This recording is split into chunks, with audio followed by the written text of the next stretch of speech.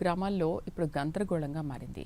అసలు ఎందుకు ఓ గ్రామంలో 3 స్థానాలు ఎస్సీ రిజర్వేషన్లకు కేటాయించగా గ్రామంలో 2 ఓటర్లు మాత్రమే ఉండడం అనేది ఇప్పుడు చాలా చోట్ల గందరగోళంగా మారింది. ఇది ఒక చర్చనీయాంశమైంది. అసలు ఏంటి గందరగోళం? రిజర్వేషన్లు ఉన్న చోట ఎందుకు కల్పించలేదు? దీంట్లో ఎవరి లోపం కనిపిస్తుంది అనే దానిపైన మనం డిస్కస్ చేద్దాం. డిబేట్లో పార్టిసిపేట్ చేస్తున్నారు మనతో పాటు రాజకీయ విశ్లేషకులు బండారు రామ్మోహన్ రావు గారు. నమస్తే సార్.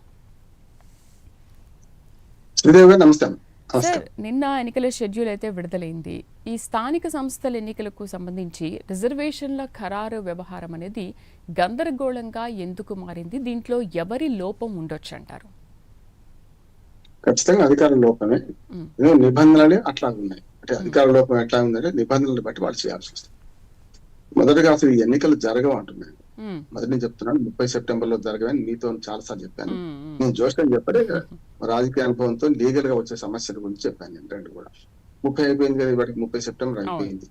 రేపు వచ్చే ఎల్లుండి వచ్చేది హైక్ క్రియేట్ చేసి ప్రభుత్వం గత 2.5 సుమారు 2 ఏళ్ళుగా 2 నెలలు తక్కువ 2 ఏళ్ళుగా నడుపుతుంది. పోయిన జనవరి నుంచి 2024 జనవరి నుంచి ఇవాళ ఆల్మోస్ట్ 21 నెలలుగా జరుపుతుంది.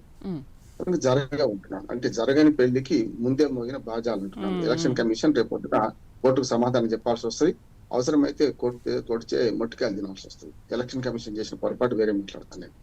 ఇక్కడ 2 ఉన్నాయి శ్రీదేవి. ఒకటేమో ఈ స్థానిక ప్రభుత్వాల ఎన్నికలు డైరెక్ట్ ఎలక్షన్స్ అయితేనే ఓ రకంగా ఉంటాయి. ఇండైరెక్ట్ ఎలక్షన్స్ ఇంకా చాలా విచిత్రాలు చూడాలి. మనం ఇప్పుడు చూసింది మనం కేవలం మొదటి ఎపిసోడ్ మాత్రమే. చాలా ఉదాహరణ కూసుమంచి మండలంలో 6 పంచాయతీలలో పూర్తిగా అంటే తండాలలో 95% ఎస్టీలు ఉన్నారు. గతంలో ఏమైందంటే ఇంకా అధికారులకు అవగాహన లేకపోవడం. గతంలో ఈ తండాలను పంచాయతీ కాకముందు ఏదో ఒక పెద్ద పంచాయతీలో కలిసి ఉండేది. అప్పుడు ఎస్టీ రిజర్వేషన్ వస్తే ఈ తండా నుంచి ఎన్నికైన వాళ్ళు నష్టం లేదు. బీసీ రిజర్వేషన్ మిగతా గ్రామాలలో బీసీలు ఉండేవాళ్ళు. ఇప్పుడు ఏమైందంటే చిన్న చిన్న గ్రామ పంచాయతీలు 150-200 ఓట్లకు కూడా పంచాయతీ అయిపోయింది. ఓట్లకు నేను 300-400 జనాభా ఉంటే 150-200 ఓట్లకు కూడా పంచాయతీ అయింది. కేవలం 12 మంది అంటే 6 కదా, మినిమం వార్డు మెంబర్లు 6 ఉండాలి. 6 మినిమం స్థానాలు 6, మాక్సిమం 20 ఎక్కడ దాకా ఉన్నాయి పంచాయతీలలో స్థానాల సంఖ్య. అట్లా చూసుకుంటే 200 ఓట్లు అంటే 20 ఓట్లకు 30 ఓట్లకు ఒక వార్డు ఉంటుంది కదా. అట్లా ఒక ఇబ్బంది వస్తుంది. రెండోది ఏంటంటే గతంలోని ఇతర పంచాయతీలు కలిసి ఉన్న వాటిని 2019 ఎన్నికల తర్వాత కేసీఆర్ గారు ఆ తండాలను పంచాయతీకి మార్చేసి ప్రయత్నం చేశారు. దానివల్ల ఏమైందంటే తండాలలో 90-95% ఓటర్లు ఎస్టీలే ఉన్నారు. ఎస్టీ ఓటర్లు ఉన్న దగ్గర బీసీ రిజర్వేషన్ చేశారు. అది అధికారులు తప్పదు. కానీ అక్కడ ఏమైందంటే బీసీ రిజర్వేషన్ 42% పెంచడం వల్ల దానికి అవసరమైన బీసీ సంఖ్య లేకపోయినా సరే చేయాల్సిన అవసరం వచ్చింది. అక్కడ సమస్య. యాక్చువల్ గా 42% లేకముందు ఇదివరకు 33% కానీ లేకుంటే 23% ఉన్నప్పుడు ఈ సమస్య రాలే. 42 పెంచే కల్లా బీసీలు ఉన్నా లేకున్నా 42 స్థానాలు 100కు 42 స్థానాలు ఇవ్వాల్సి వచ్చింది. కనుక 10 ఉంటే దాదాపు 4 లేకుంటే 5 స్థానాలు ఇవ్వాల్సి వచ్చింది. దానివల్ల వచ్చిన పొరపాటు అంటున్నారు. ఒకటి ఇప్పుడు కూసుమంచి మండలమే తీసుకోండి, 99% మన ఎస్టీలు ఉన్న పంచాయతీల్లో కూడా ఒక బీసీకి వచ్చింది. ఒక దగ్గర ఒకరే ఉన్నారు, ఒక దగ్గర 2 ఉన్నారు. కొన్ని చోట్ల అయితే ముస్లింలు బీసీ కిందకి వచ్చే వర్గం ఉంటే కూడా ఒక ఆమె పెళ్ళైపోయింది. ఒకరేమో మహిళా రిజర్వేషన్ కనుక ఒక్కతే ఉన్న ఒక మహిళ గ్యారంటీ అక్కడ సర్పంచ్ కావాల్సింది. ఇంకో ఆప్షన్ లేదంటారు. అంటే రిజర్వేషన్ 2 చోట్ల ఉండడం వల్ల ఒక సమస్య. ఇట్లాగే మనకు మొన్నటి దాకా తండాల పంచాయతీ లేవు కనుక తండాలు కావడం వల్ల వచ్చిన 2వ సమస్య దీనికి కారణం అంటున్నారు.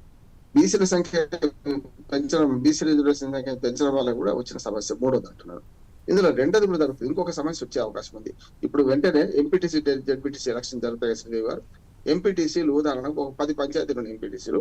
అందులో ఒకే ఒక ఎస్టీ పంచాయతీ వస్తుంది. 10 ఉంటే ఉదాహరణ చెప్తున్నాను. అంటే 10% కూడా లేదు కదా, ఎస్టీలకు 9.5% ఉంది కనుక ఒక్క పంచాయతీ వస్తుంది. లేకపోతే మండల ప్రెసిడెంట్కి ఎస్టీకి అవకాశం ఇస్తుంది అనుకోండి, ఏమవుతుంది? ఆ ఊళ్ళో ఆ ఎంపీటీసీ ఎవరైతే గెలిచిండ్రో ఆ ఒక్క ఎస్టీకి అవకాశం ఉంటుంది. ఇంకొక అవకాశం లేదు. అంటే 3 పార్టీలు ఉంటే అభ్యర్థులే కరువులు, వాళ్ళకు అభ్యర్థులు దొరకరు కూడా. కనుక గతంలో ఎన్టీ రామారావు గారు మనకు ముఖ్యమంత్రిగా ఉన్నప్పుడు స్థానిక ప్రభుత్వాలు అన్నిటికీ వార్డు మెంబర్, సర్పంచ్ ఇప్పుడు కూడా డైరెక్ట్ ఎలక్షన్స్ జరుగుతాయి. కానీ అప్పుడు ఎంపీటీసీ జెడ్పీటీసీ అనే పదవులు లేకపోతే డైరెక్ట్ ఎంపీపీ ప్రెసిడెంట్ డైరెక్ట్ గా మన జిల్లా పరిషత్ చైర్మన్ ఎన్నుకునేవాడు. ఇప్పుడు ఎంత బాగుండేదంటే 5 ఏళ్ల దాకా పదవికి దోకాలేదు. ఇంకోటి రిజర్వేషన్ సమస్య ఇంత తీవ్రంగా ఉండదు. 2 చోట్ల రిజర్వేషన్లు అంటే ఇప్పుడేమో డైరెక్ట్ ఎలక్షన్స్ ఎంపీటీసీకి, ఇండైరెక్ట్ ఎలక్షన్ ఎంపీపీ ప్రెసిడెంట్. దానివల్ల నేను చెప్పిన 5-6 పంచాయతీలు ఉంటే ఎస్టీకి ఒక్కటి కూడా రాకపోవచ్చు. అక్కడ ఎస్టీ రిజర్వేషన్ అయింది అనుకోండి, ఎట్లా ఎక్కడిని తీసుకురావాలి? ఇవన్నీ సమస్యలు వస్తాయి. జడ్పీటీసీలు కూడా అది సమస్య.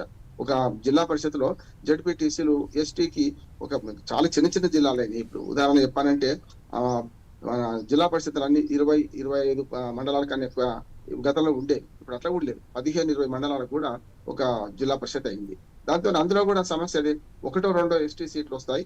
ఆ ఎస్టీకే మీరు జిల్లా పరిషత్ అప్పచెప్పినప్పుడు ఆ జిల్లా పరిషత్కి ఎస్టీ మన జడ్పీటీసీ ఉన్న వాళ్ళు 1-2 కన్నా ఎక్కువ ఉండరు. అంటే 3 పట్ల పోటీకి అవకాశం ఉండదు ఒక్కోసారి. కనుక ఈ మొత్తం పద్ధతిని మార్చాలంటే ఒకే ఒక పరిష్కారం, స్థానిక ప్రభుత్వాలు అన్నిటి కూడా డైరెక్ట్ ఎలక్షన్ పెట్టాలి. అప్పుడు అవిశ్వాసం ఉండదు, తీర్మానాలు ఉండవు.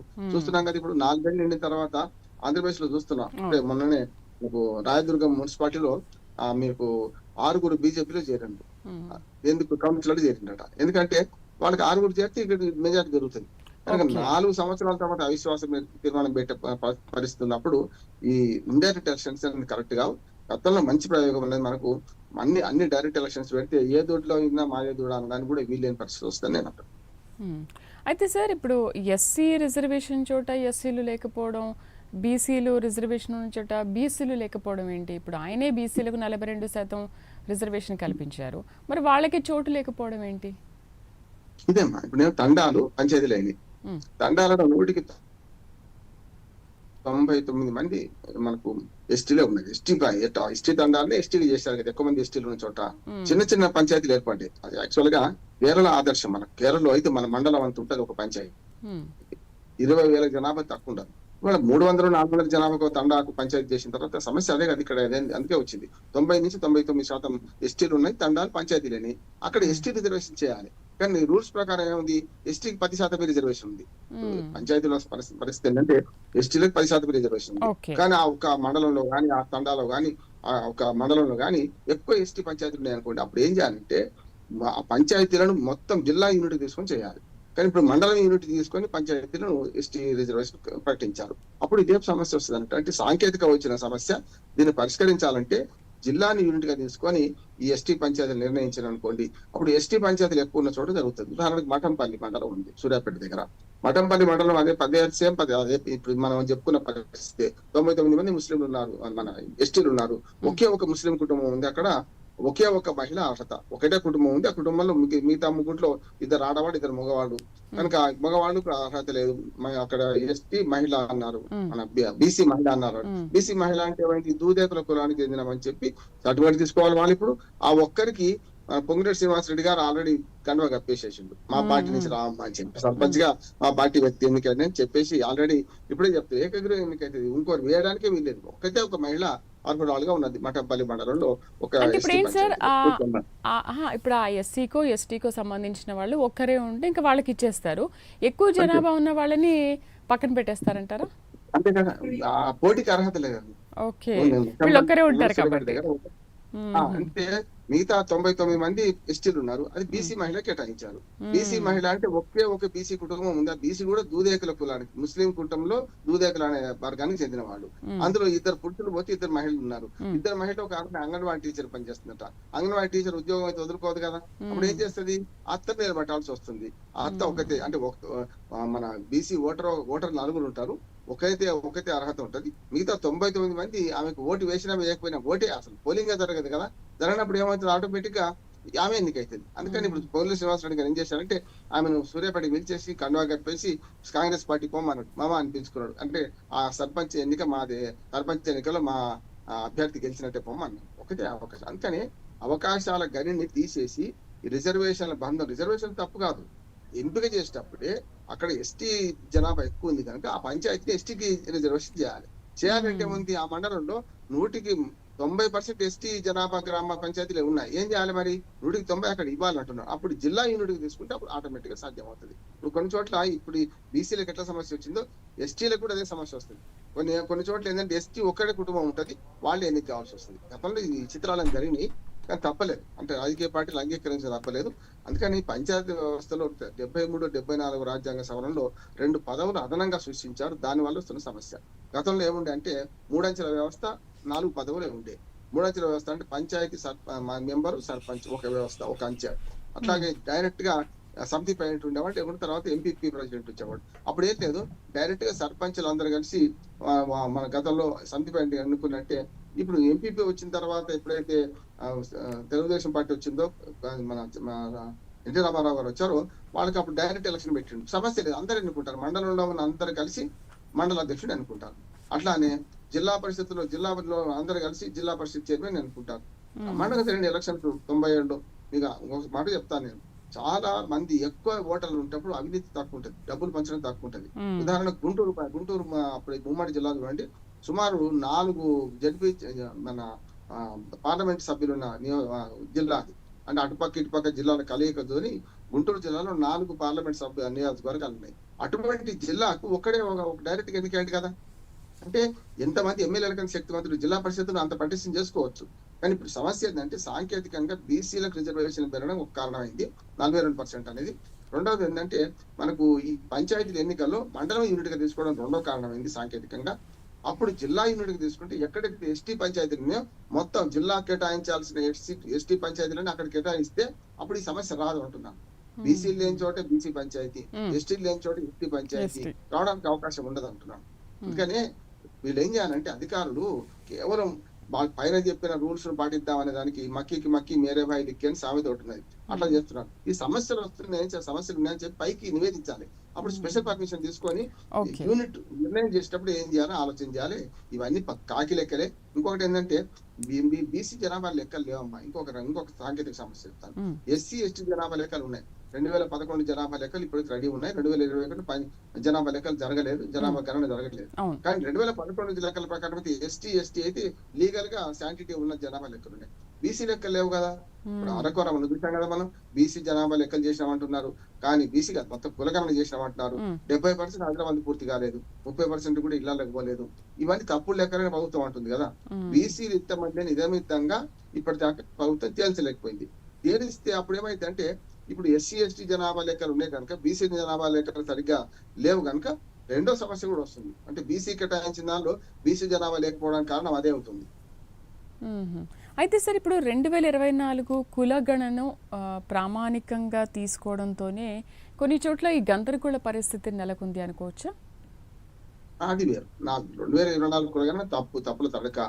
గతంలో 2011లోనే అప్పటి కాంగ్రెస్ ప్రభుత్వం మన్మోహన్ సింగ్ గారు ఉన్నప్పుడే ఈ కులగణనకు అంగీకరించి జనాభా లెక్కలతో సహా కులగణన చేసింది, దేశవ్యాప్తంగా చేసింది. అప్పుడు అసలు కులగణన కానీ జనాభా గణన చేయడానికి రాష్ట్ర ప్రభుత్వాలకు అధికారం లేదు. లేని అధికారం తీసుకొని బీహార్ లో పాట్నా అక్కడ ఫెయిల్ అయింది. మన కర్ణాటకలో కూడా అధికారం తీసుకొని 15 ఏళ్ల క్రితం చేసిన జనాభా లెక్కలు పనికి రావని మళ్ళీ కొత్తగా నోటిఫికేషన్ వేసి ఇప్పుడు కర్ణాటకలో మళ్ళీ జనాభా లెక్కలు రాష్ట్ర ప్రభుత్వం చేస్తారట. అది చెల్లదు కాక చెల్లదు. అట్లాగే జనాభా లెక్కలు చేయడానికి లేకుంటే కులగణన ఏదైనా గణన చేయడానికి కేంద్ర ప్రభుత్వానికే శాంటిటీ ఉన్నది, దానికి అధికారం ఉన్నది. రాష్ట్రాలకు ఒక చిన్న వెసులుబాటు ఏమి ఇచ్చారంటే సుప్రీంకోర్టు, మీరు సామాజిక సంక్షేమ పథకాలు అమలు చేయడానికి మీరు లెక్కలు చేసుకోవచ్చు, కానీ అది అంగీకరించబడు, జనాభా లెక్కలోకి రాదు అని కూడా చెప్పింది వాడు. అందుకని మీ సంక్షేమ పథకాలలో ఏమైనా ఇవ్వడానికి బీసీ జనాభా ఎంత ఉంది, ఏ కులం వాళ్ళు ఎంత ఉందని తెలుసుకోవచ్చు మీరు, కానీ ఆయన ఒక వెసులుబాటు ఇచ్చినా అది చెల్లదు. రెండోది ఏంటంటే ఇప్పుడు మొన్నటి కులగణనలో 2 పొరపాట్లు పెద్దవి చేసింది. ఒకటేమో ఈ బీసీల లెక్కలలో ముస్లిం బీసీలు హిందూ బీసీలను వేరు చేసింది. ఎక్కడైతే దేశంలో బీసీలు ఉంటారు, ముస్లింలలో కూడా దూదేకుల, ఫకీర్లు, మంగలి, చాకలి, మా ముస్లింలలో కూడా ఈ పనులు చేసే వాళ్ళు ఉంటారు. వాళ్ళు బీసీల కిందకే వస్తారు. కానీ ఇప్పటిదాకా లెక్కలలో ఎప్పుడు కూడా హిందూ బీసీలు వేరే, ముస్లిం బీసీలను లెక్కలు వేరే. ఈసారి ఆ బ్యూరోక్రాట్స్ పెద్ద తప్పు చేసింది ఏంటంటే ప్రభుత్వాన్ని తప్పుదారి పట్టించారు. ప్రభుత్వానికి సలహాదారులు కూడా సరిగ్గా లేరు అంటున్నాను. ఇప్పుడు ప్రభుత్వానికి ఇచ్చే సలహాదారులు కూడా నల్లమలై అడవులు ఎక్కడ ఉన్నాయో తెలియదు వాళ్ళకు. దేవాదుల ప్యాటు కృష్ణా మీద ఉందా, గోదావరి మీద బేసిన్లో ఉందా తెలియదు వాళ్ళకు. అటువంటి వాళ్ళు సలహాదారులు పెట్టుకున్నారు వీళ్ళు. అందుకని చెల్లని ఎన్నికల కోసం, అంటే జరగని పెళ్లి కోసం ముందు బాజా మోగించారు. ఈ ఎన్నికలు జరగని ఎన్నికల్లో ఇప్పుడు ఇన్ని గందరగోళాలు ఉన్నాయి కనుక రేపు ఎవరు కొట్టుకుపోయినా మళ్ళీ అవుతుంది. ఇప్పుడు మీరు అన్నట్టే ఇప్పుడు ఒక్క కుటుంబం లేని కూడా వస్తాయి. ఇప్పుడు మనకి కేవలం ఇప్పుడు తెలిసింది శ్రీదేవి గారు ఒక కుటుంబం అని ఉన్నది కొన్ని చోట్ల బీసీ కుటుంబాలు, కొన్ని చోట్ల ఆ బీసీ కుటుంబం లేనలేదు అనుకోండి. అప్పుడు ఏం చేస్తారు అంటే సాంకేతికంగా మెదడు ఉపయోగించుకోకుండా అక్కడ ఉన్న కాగితాలు లెక్కలు చేసి 10 పంచాయతీలు ఉంటే, ఉదాహరణ 10 పంచాయతీలు ఉంటే 10% ఒక పంచాయతీ ఎస్టీకి, మళ్ళీ 18% అంటే 2 పంచాయతీలు ఎస్సీకి ఇస్తారు. ఆ మొత్తంలో మళ్ళీ 10లో 5 మహిళలకు వస్తాయి, 5 మిగతా పురుషులకు వస్తాయి అన్ని వర్గాలలో. 42% 4 పంచాయతీలు అంటే 10లో ఒక ఎస్టీ, ఒక ఎస్సీ, 4 పంచాయతీలు బీసీలకు ఇవ్వాలి. మిగతా 4 మాత్రమే మిగతా వర్గాలకు ఉంటాయి. 4 ఉంటే కొన్నిసార్లు 3 ఉంటాయి. అప్పుడు ఏమవుతుంది, ఈ 4 పోయి ఎస్టీ ఖాతాలో పడ్డది, అక్కడేమో ఎస్టీ జనాభా ఉంది, బీసీలు లేరు. సమస్య ఇదే. అప్పుడు ఏం చేయాలంటే ఆ మండలంలో ఎస్టీ జనాభా ఎక్కువ ఉంటే జిల్లాలో మొత్తం కలిపి ఎస్టీ జనాభా ఎక్కువ ఉన్న మండలంలో ఈ మొత్తం సీట్లను ఎస్టీ జనాభా ఉన్న చోట ఇవ్వాలి. అప్పుడు సాధ్యం అవుతుంది. ఈ వెసులుబాటు తీసుకోవాలంటే చట్టాన్ని సవరించాల్సి వస్తుంది. దాంతో యూనిట్ మార్చాలి, జిల్లా యూనిటా మండలం యూనిటా మార్చాల్సి వస్తుంది. అది ప్రభుత్వం తీసుకోవచ్చు, ప్రభుత్వం తీసుకుంటే నష్టమేం లేదు. కానీ ఆ వైపు ఆలోచించలేదు. ఇప్పుడు ఏమైందంటే చేతులు కాలాక ఆకులు పట్టుకుంటున్నారు, జరిగింది అది. కానీ ఎందుకు సార్ ఇప్పుడు అధికారుల నిర్లక్ష్యం అని అంటున్నారు? మీరు చెప్తున్నారు ప్రభుత్వం చూసుకోవచ్చు, దీంట్లో తప్పేం లేదని అంటున్నారు. మరేంటి అధికారుల నిర్లక్ష్యమా, ఇక్కడ ప్రభుత్వం చెప్పకపోవడం ప్రభుత్వ తప్పు అంటారా? ప్రభుత్వం తప్పు. అధికారులు ఏమైందంటే నేను చెప్పిన 10 పంచాయతీలు ఉన్న ఒక మండలంలో రూల్స్ ప్రకారం ఎట్లా కేటాయించి అట్లా కేటాయించారు. అక్కడ ఓటర్లు ఉన్నారా లేరా చూసే బాధ్యత వాళ్ళది కాదు, సమస్య అది. కానీ ప్రభుత్వం ఇట్లాంటి సమస్య వచ్చినప్పుడు ప్రభుత్వమే నిర్ణయం తీసుకొని అధికారులకు మళ్ళా మన రెగ్యులేషన్ రూల్స్ మార్చాల్సిన అవసరం ఉంది అంటున్నాను. రూల్స్ మార్చాలంటే ప్రభుత్వం చేయాలి కదా, అక్కడ చట్టం చేయాల్సి వస్తుంది. అట్లా ఒక జిల్లా యూనిట్ తీసుకోవాలా మండలం తీసుకోవాలనేది చట్టం ఉంది. ఇప్పుడు మండలం యూనిట్ తీసుకోమన్నారు. పంచాయతీలకైతే మండలం యూనిట్, ఎంపీటీసీలకైనా మండలం యూనిటే, జెడ్పీటీసీకి మాత్రం జిల్లా యూనిట్ తీసుకున్నారు. అట్లా జడ్పీ చైర్మన్ల ఎంపిక మాత్రం రాష్ట్రం యూనిట్ తీసుకున్నారు. ఇప్పుడు ఉదాహరణ రాష్ట్రంలో 33 జిల్లాలు ఉన్నాయి, కానీ 31 జిల్లా పరిస్థితులే ఉన్నాయి. ఎందుకంటే 2 హైదరాబాదు అట్లాగే రంగారెడ్డి జిల్లా పూర్తిగా గ్రామీణ ప్రాంతాలు లేనివి కనుక వాటిలో జిల్లా పరిషత్ లేవు. రెండు పంచాయతీలకు జిల్లా పరిషత్ లేవు 2 జిల్లాలకి. మిగతా 31 జిల్లాలలో మళ్ళీ ఇదే సేమ్ 31లో మన 10% ఎస్టీలకు, 20% ఏమో ఎస్సీలకు, అట్లానే 42% అంటే మనకు బీసీలకు కేటాయించే, పోగా 30% మాత్రమే మిగతా 30% వీళ్ళకి మిగిలిన ఎవరికి మన జనరల్ క్యాస్ట్ జనరల్ వాళ్ళకి జనరల్ కేటగిరీ మిగిలింది. అందుకని రాష్ట్ర యూనిట్ ఏమో జిల్లా పరిషత్తులు, మండల యూనిట్ ఏమో జిల్లా పరిషత్తులకు మన జిల్లా యూనిట్ తీసుకున్నారు. తర్వాత మండల యూనిట్ ఏమో పంచాయతీలకు తీసుకున్నారు. కనుక సమస్య వచ్చింది. ఇట్లా కాకుండా ఉండాలంటే మండలం బదులు ఈ పంచాయతీలకు కూడా జిల్లా యూనిట్ తీసుకున్నప్పుడు ఎక్కడ ఎస్టీ సీట్లు ఎక్కువ ఉంటాయో అక్కడ అవి ఇచ్చే అవకాశం ఉంటుంది. ఇప్పుడు అదే మనకు అసెంబ్లీకి పార్లమెంటుకు ఈ సమస్య రావడం లేదు. ఎందుకు రావడం లేదు? అసెంబ్లీ పార్లమెంట్ సీట్లు పెద్దవి కనుక ఖచ్చితంగా ఉంటారు ఎవరో ఎస్సీ అంటే ఎస్సీ జనాభా లెక్కలు ఉన్నాయి కనుక ఎక్కడ ఎస్సీ జనాభా ఎక్కువ ఉందో అక్కడ తీయగలిగింది. ఇప్పుడు ఈ బీసీ లెక్కలు సరిగ్గా లేవు కనుక ఈ పొరపాటు జరిగింది. ఇది 2 అంటున్నాడు. అధికారులు కేవలం వచ్చిన రూల్స్ ని బట్టి వ్యవహరించారు కనుక అధికారులు తక్కువ ఇందులో ప్రభుత్వమే నిర్ణయం చేయడం తప్పున్నది అంటున్నాడు. అయితే ఎందుకు సార్ ప్రభుత్వానికి తెలుసు కదా, ఇప్పుడు శాసనసభ నియోజకవర్గాలు ఉన్నప్పుడు వాటిల్లో రాని సమస్య ఇందులో వస్తుంది అనుకున్నప్పుడు ఆ విధంగానే ఈ విషయంలో ఎందుకు శ్రద్ధ తీసుకోవట్లేదంటారు? ప్రశ్న. శాసనసభ నియోజకవర్గం ఎందుకు రావడానికి సమస్య అంటే అదే డిలిమిటేషన్ యాక్ట్ ఒకటి ఉన్నది. దాని ప్రకారం ఎప్పుడు డిలిమిటేషన్ మారకుండా 25 ఏళ్ళు, ఇప్పుడు 2026 దాకా ఇవే కొనసాగుతుంది. మన నేషనల్ ఎలక్షన్ కమిషన్ కూడా ఇబ్బంది ఏం లేదు. అంటే మీరు కేంద్ర ప్రభుత్వాన్ని అడిగి ఎలక్షన్ చేయాల్సిన అవసరం లేదు. వాళ్ళకు డిలిమిటేషన్ అనేది రిజర్వేషన్ ఖరారయ్యింది. ఇక్కడ అట్లా కాదు, ప్రతిరోజు పరగడి పని ప్రతి సంవత్సరము ఈ రిజర్వేషన్ ఖరారైతుంది ప్రతి ఎన్నికల్లో. గతంలో అది కేసీఆర్ గారికి గమనించే అనుభవం వచ్చేలోకి పదవి పోతుంది. మేము సర్పంచ్లకు వాటి మీద శిక్షణ ఇస్తాను. నేను చాలా మంది మహిళలు ఏమంటారంటే, సార్ మేము 5 ఏళ్ళు పదవి చేసినాం, వచ్చేసరికి మాకు వస్తలేదు పదవి. కనుక ఏమైతుంది, మా అనుభవం వచ్చేలాగా పదవి పోతుంది అన్నప్పుడు తమిళనాడు తరహా రిజర్వేషన్ మనం అమలు చేయాలని చెప్పి మేము చాలా డిమాండ్ చేసినాం. కేసీఆర్ గారు దాన్ని అంగీకరించి ఏం చేసినట్టు పోయినసారి 2 టర్మ్లకు ఒకే రిజర్వేషన్ అన్నాయి. ఉదాహరణకు పంచాయతీ మహిళలకు రిజర్వేషన్ అయింది అనుకోండి, ఎస్టీకి రిజర్వేషన్ అయింది అనుకోండి, ఆ రిజర్వేషన్ అట్లాగే ఉంచాలంట. రెండోసారి ఒక ఎస్టీ మహిళ మొదటిసారి ఎన్నికైన తర్వాత 5 ఏళ్ళ అనుభవం వచ్చిన తర్వాత రెండోసారి కూడా ఆమె పోటీ చేసే అవకాశం ఉంటే ఈ గ్రామాన్ని అభివృద్ధి చేద్దాం అనే భావనతో ఉంటారు. రెండోసారి నాకు ఎట్లా రిజర్వేషన్ రాదనుకుంటే ఎవరైనా మహిళ కావచ్చు పురుషుడు కావచ్చు ఎంత విలువ దోచుకొని పోతారు కదా. ఈసారి అవకాశం వచ్చేసారి నాకు రాదు గ్యారంటీ అనుకోవడం ఏం చేస్తారు, దోచుకునే అవకాశం ఎక్కువ ఉంటుంది. కనుక మనం ఏమన్నాం అంటే 2 సార్లు కనీసం కంటిన్యూ కావాలి. అప్పుడు 2 రకాల లాభాలు, మహిళలకు లాభం, ఎందుకంటే వాళ్ళకి అనుభవం వచ్చేలోగా మళ్ళీ రెండోసారి పోటీ చేసేవాళ్ళు, మళ్ళీ దళిత వర్గాలకు పేద వర్గాలకు లాభం, ఎందుకంటే రెండోసారి మేమే పోటీ చేయడానికి అవకాశం ఉంటుంది అని చెప్పే అవకాశం ఉంటుంది. మూడోది ఏంటంటే బీసీ జనాభా లెక్కలు లేకుండా లాటరీ ద్వారా తీసింది. ఇప్పుడు ఒక రకంగా చెప్పాలంటే ఆల్మోస్ట్ లాటరీ తీసినట్టే. ఈ మహిళలు అయితే లాటరీ, మహిళలు ఏం చేయలేదు, మన లాటరీ తీయాల్సిందే.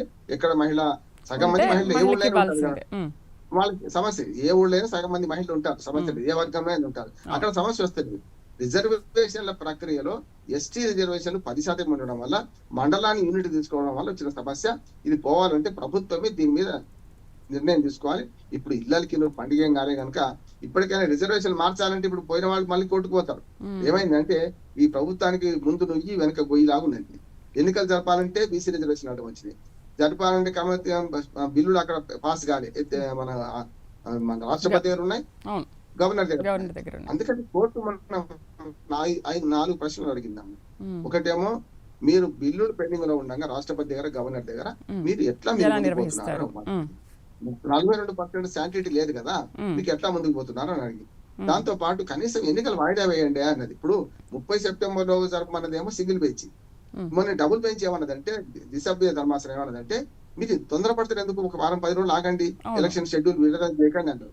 అంటే అక్కడ ఏమన్నారు, ప్రభుత్వాన్ని అడిగి చెప్తా అని శనివారం సాయంత్రం 3 రోజుల కింద శనివారం సాయంత్రం కోర్టుకు హామీ ఇచ్చి బయటకు వచ్చినాక కోర్టు ఏం చేసుకున్నా సరే మా పని మేము చేసుకుంటూ పోతామన్నారు కదా.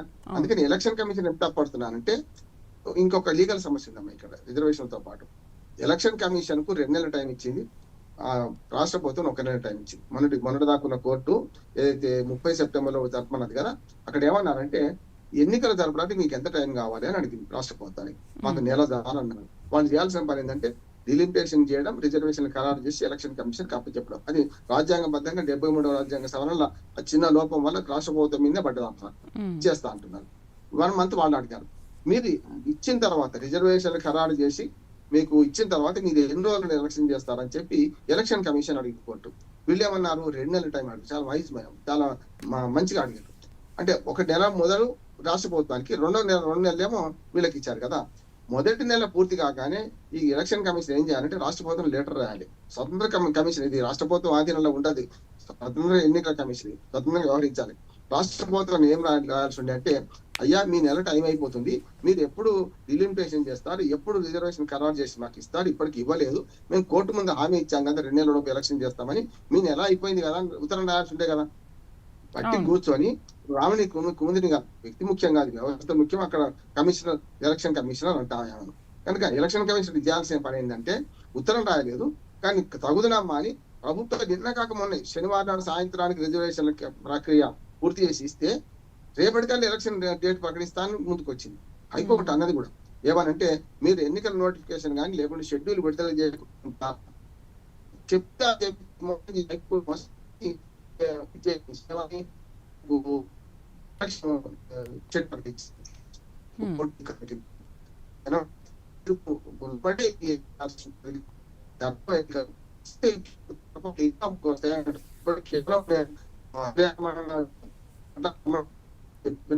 సార్ డిస్టర్బెన్స్ గా ఉంది సార్. సార్ డిస్టర్బెన్స్ గా ఉంది కొంచెం.